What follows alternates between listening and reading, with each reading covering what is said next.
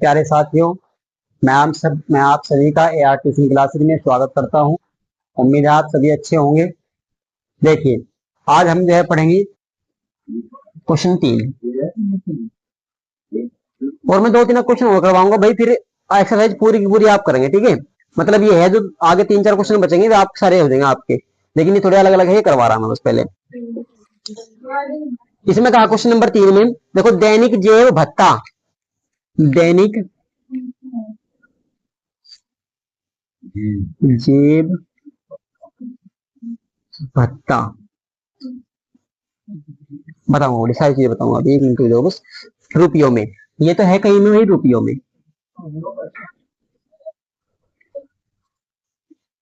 दूसरे नंबर पे है भाई आपका किसकी, बच्चों की संख्या।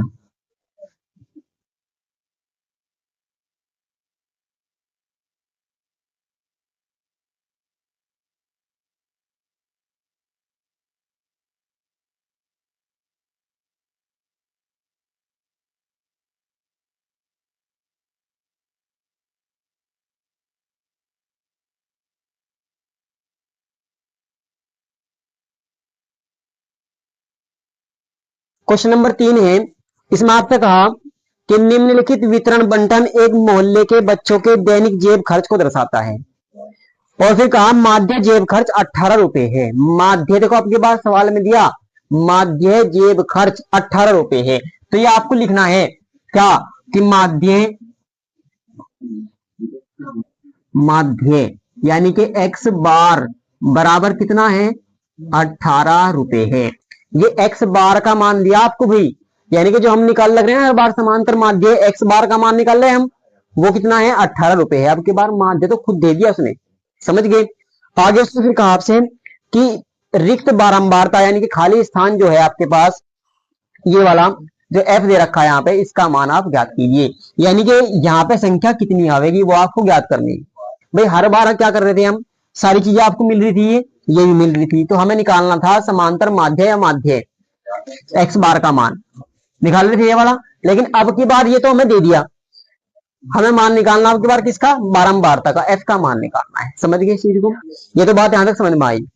इसके बाद उसने आगे कहा फिर आपसे कि दैनिक जेब भत्ता, देखो दैनिक जेब भत्ते का मतलब क्या है, सुनो भाई।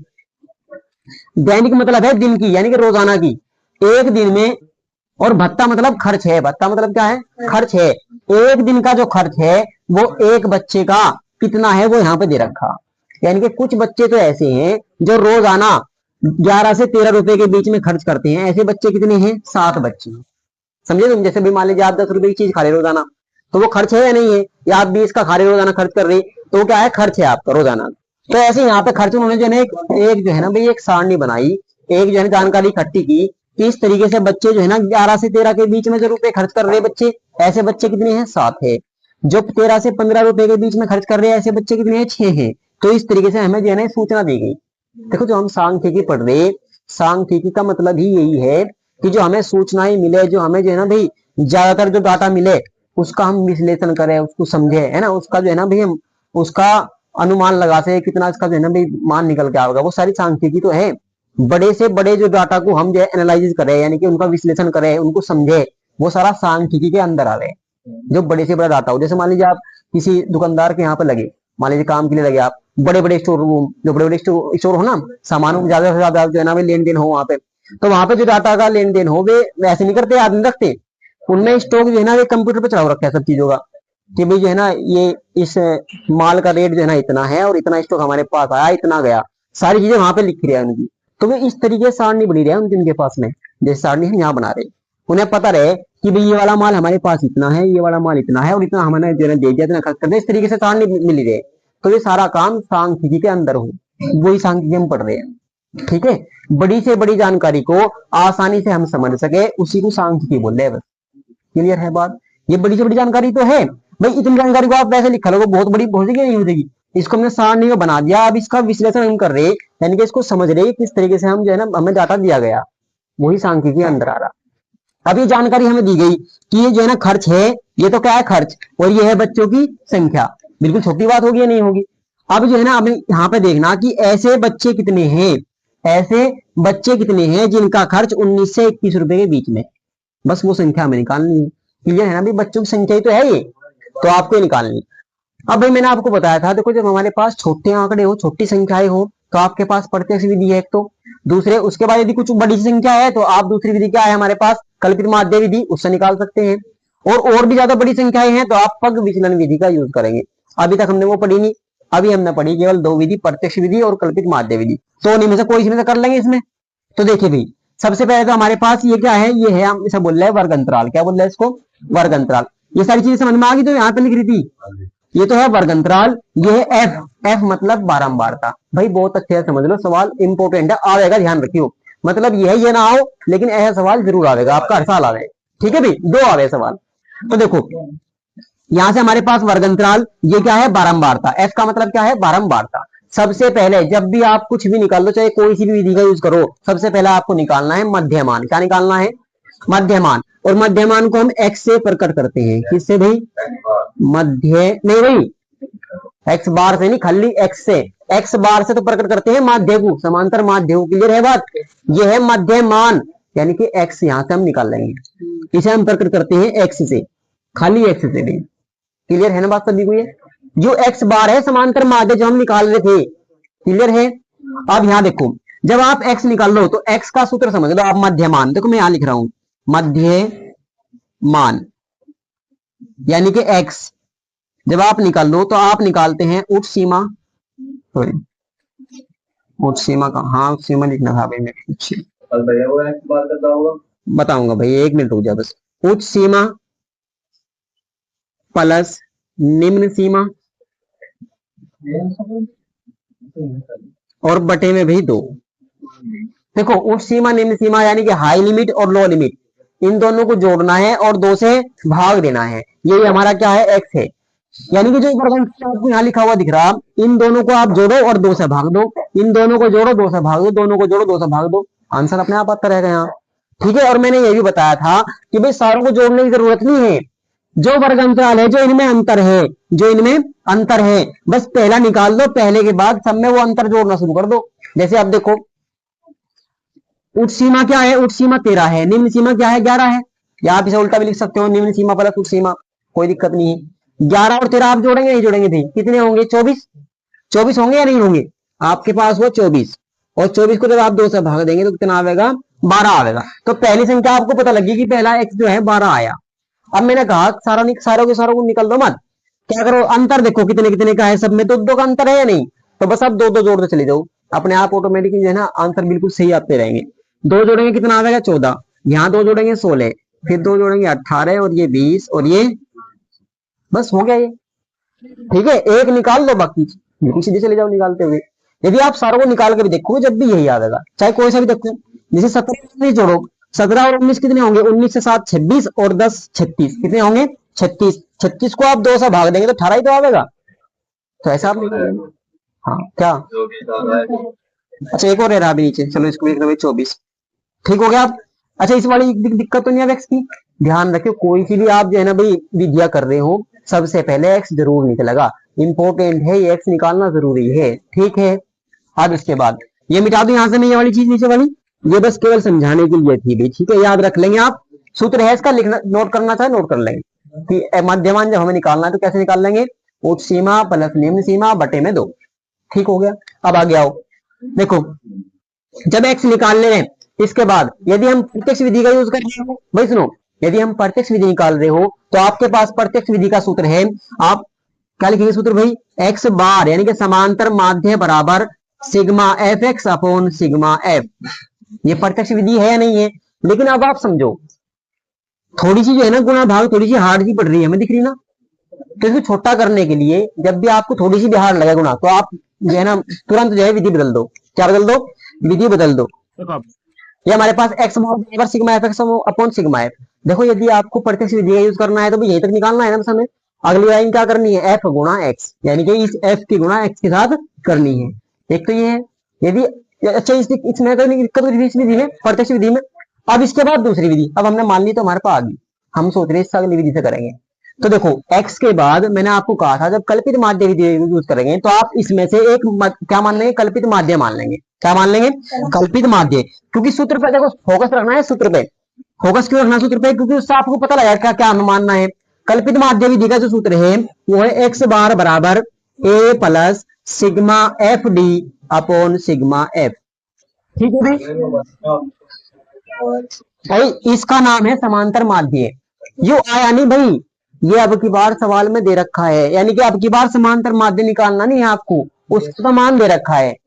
ठीक है, अब की बार तो इसका आपको इस एफ का मान निकालना।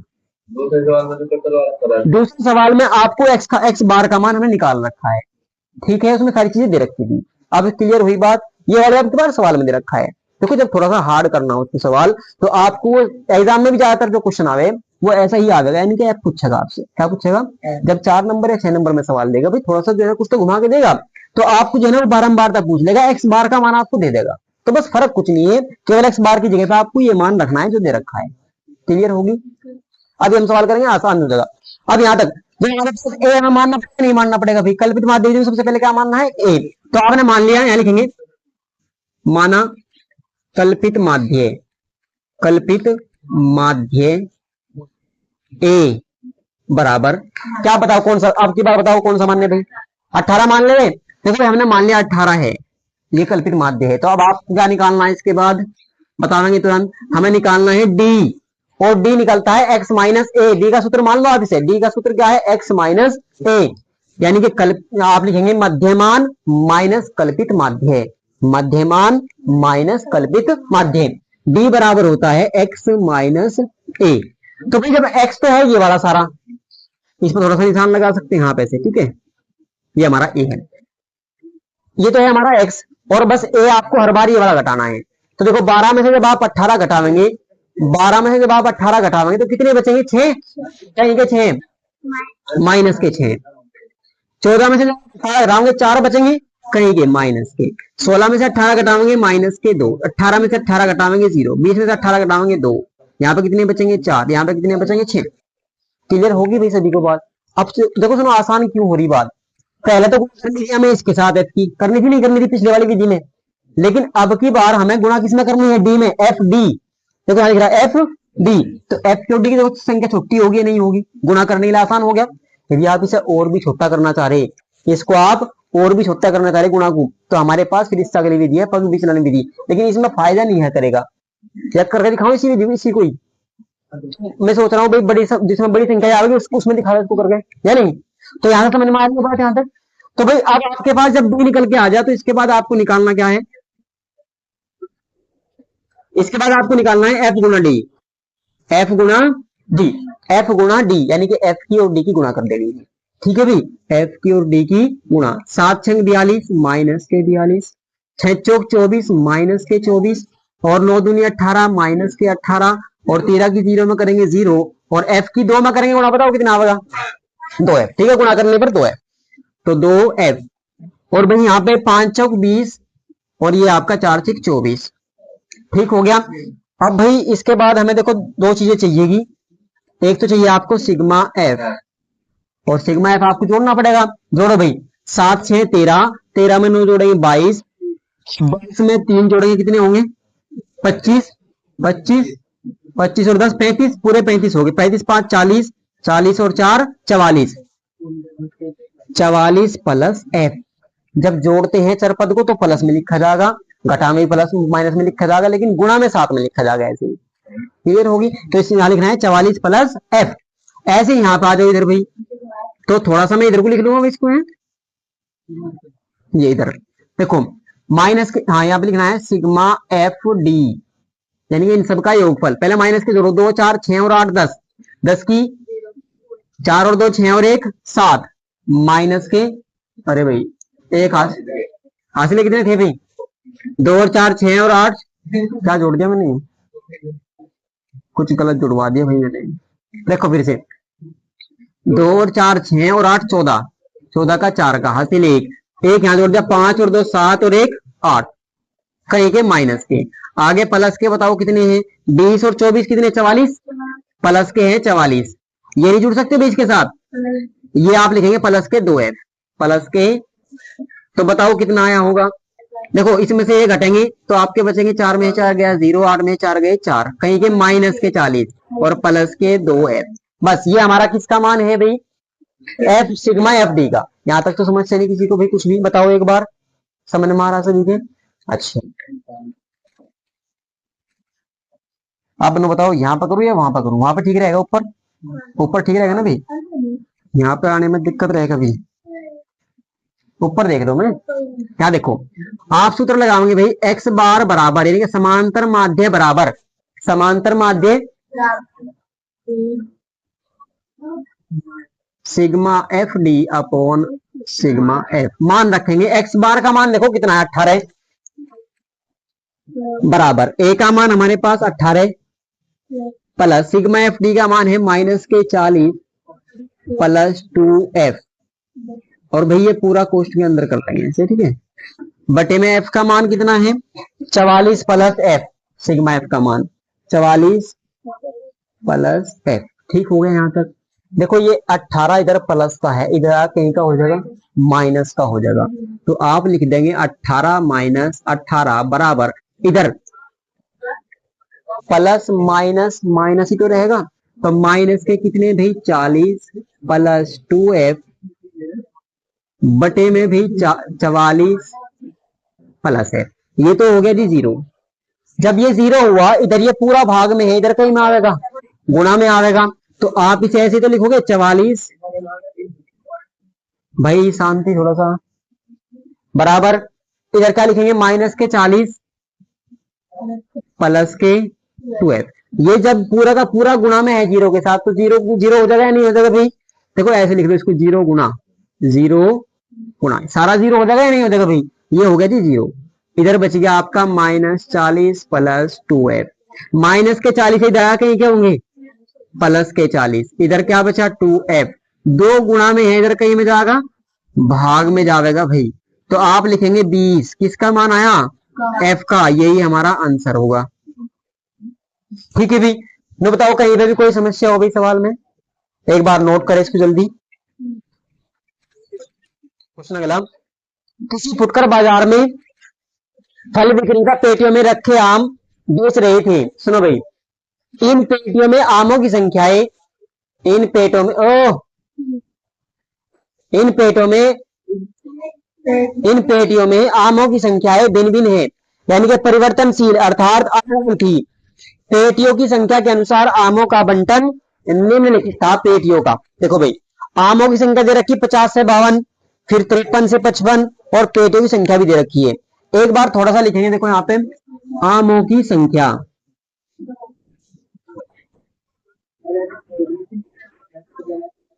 आमों की संख्या भाई, ये तो वर्ग अंतराल आपको दिया है कितना, देखो एक है पेटियों की संख्या,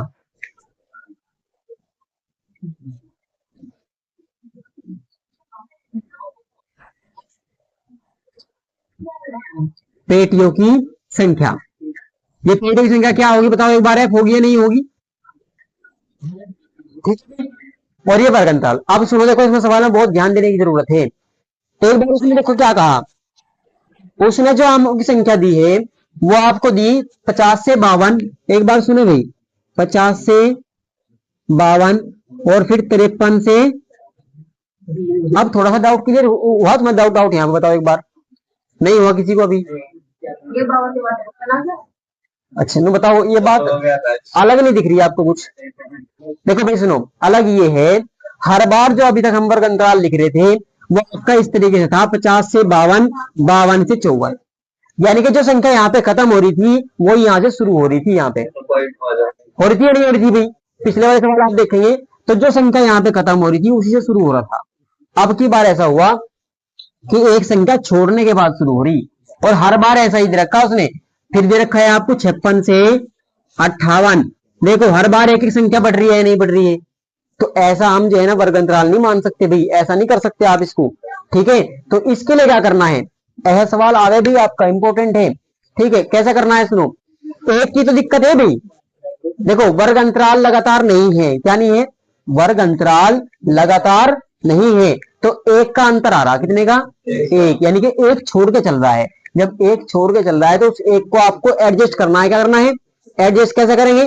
आप आधा तो कम कर देंगे इधर से और आधा इधर जोड़ देंगे, आधा इधर दो लिमिट में तो आप यानी कि निम्न सीमा में आधा कम और कम कर देंगे, और उच्च सीमा में आधा बढ़ा देंगे।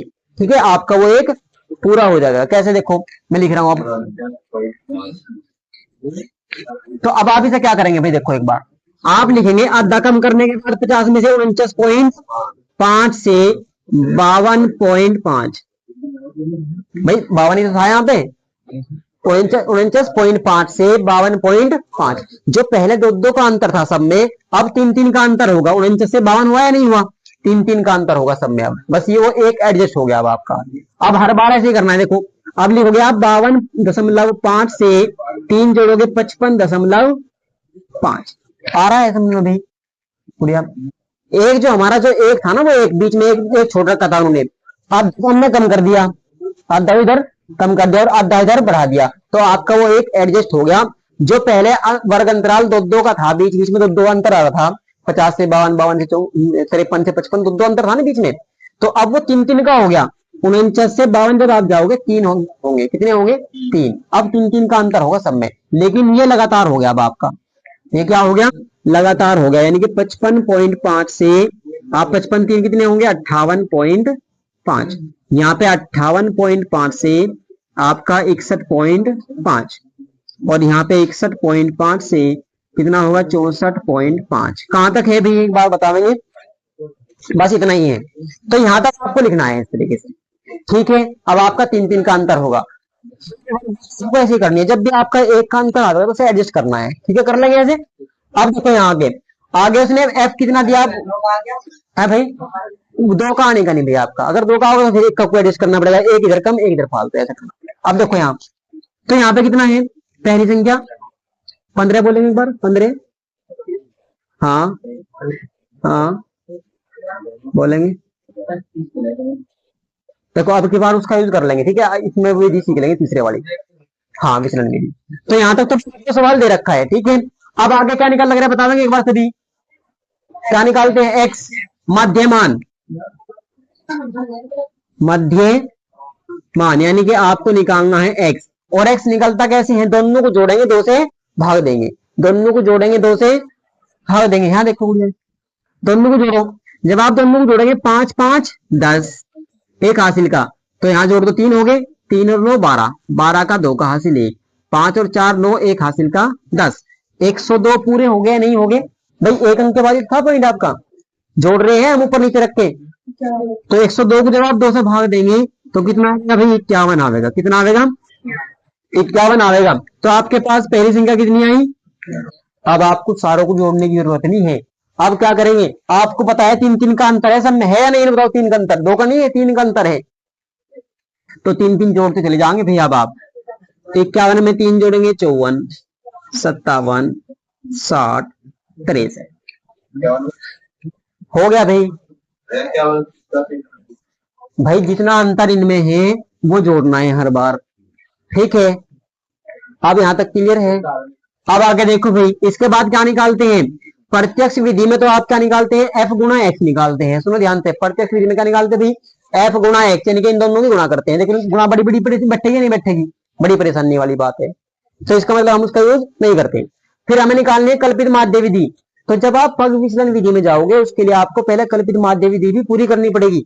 जैसे हमने यहाँ प्रत्यक्ष विधि पूरी कर ली नहीं कर ली, बस केवल एफ एक्स नहीं निकाल रहे, ऐसे ही कल्पित माध्य विधि वाला यूज करेंगे, वही जैसे हम कर रहे थे अभी तक।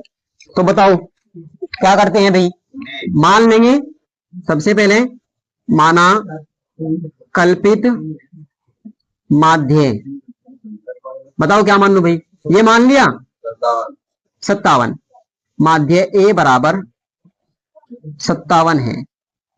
ठीक है, ये मारकर अब इसके बाद कर लेंगे भैया आप, डी होता है एक्स माइनस ए। बताओ 51 है एक्स, एक्स में 57 घटाना है भाई, 51 में 57 घटाना है, 6 बचेंगे कहीं के माइनस के।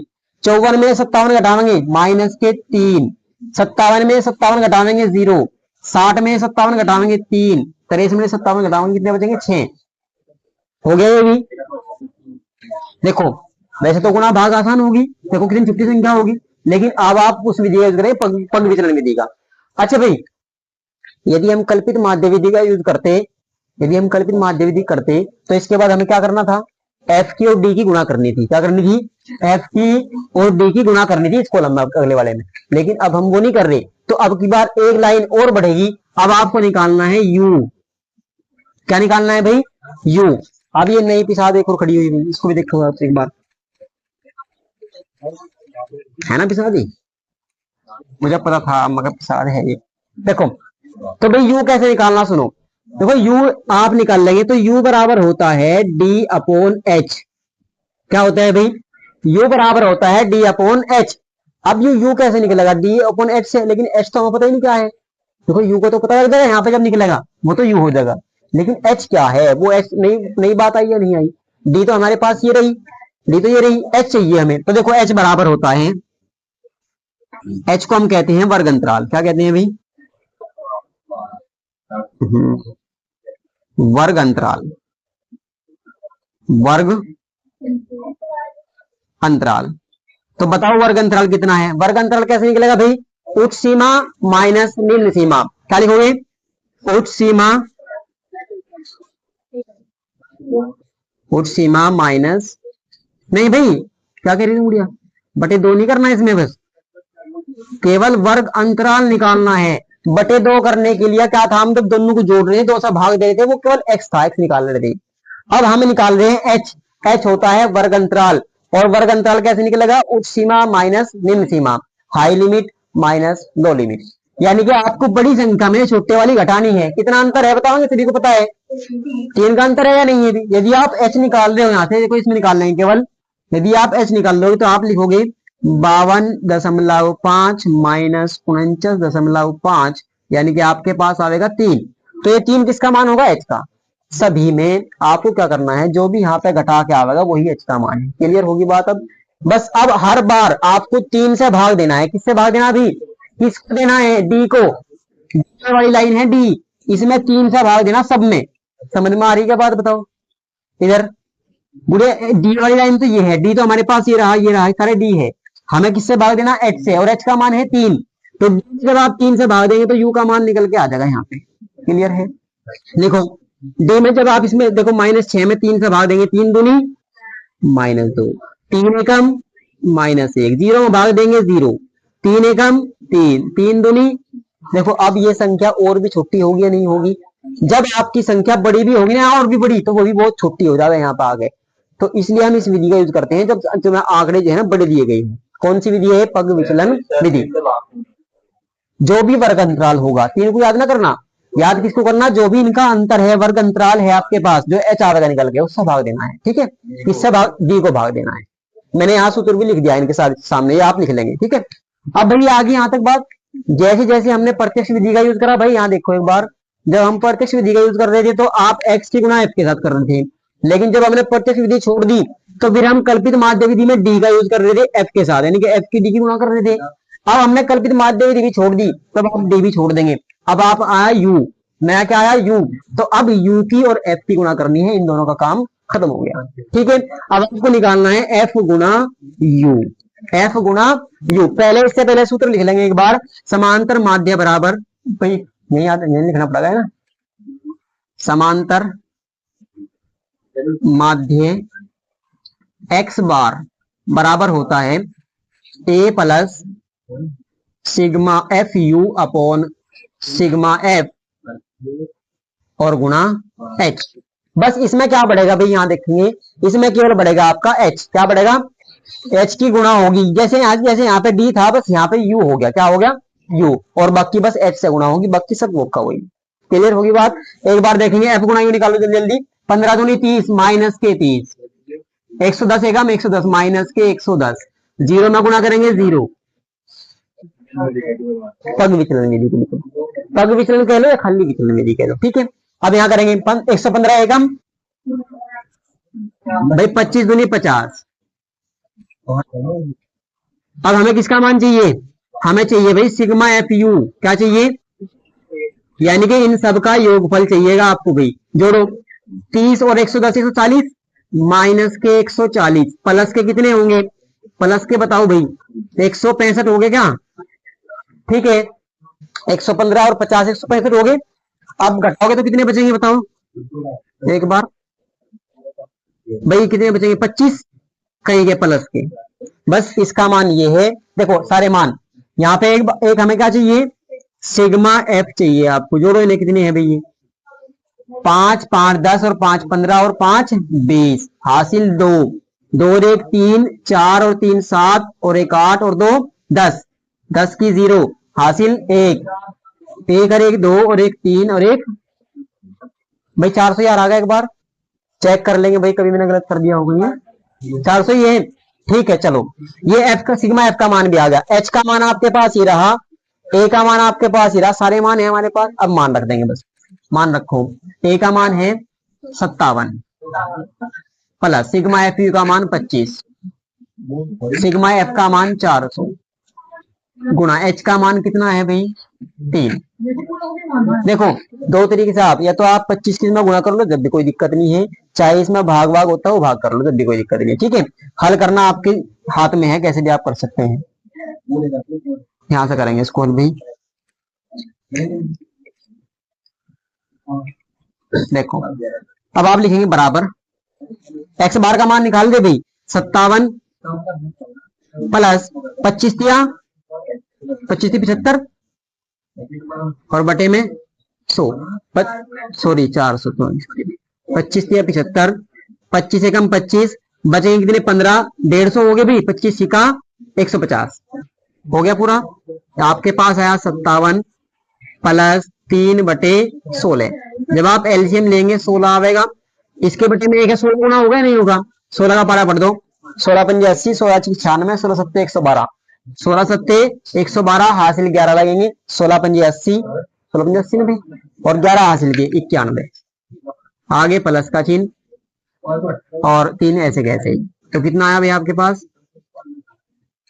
आपके पास आया 915 और बटे में बस 16, 16 से भाग दे दो इसको, 16 पंजे 80, पंजे चल गई भाई, 11 बच गया आपके पास में, 115 हो गए, 16 पंजे 80, 16 चिक 96 और 16 सत्ते 112, 16 सत्ते 112, दशमलव लगाया, 3 बच गए, 0 30 हो गए और 16 एकम 16, 14 बच गए और 16 अट्ठे 128, बस ये इतना आएगा भाई।